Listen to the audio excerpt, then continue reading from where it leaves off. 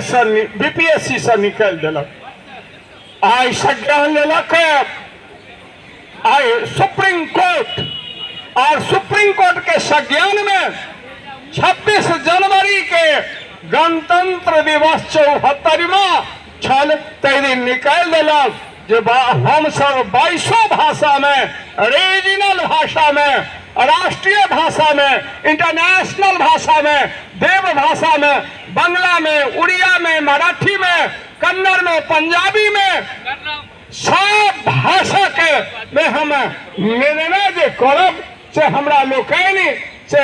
judgement करब से हमरा सबके 22 भाषा जो संविधान द्वारा निर्मित है और हैं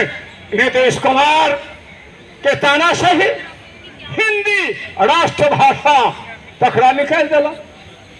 देव भाषा संस्कृत का निकाल दिलक, मराठी का निकाल दिलक,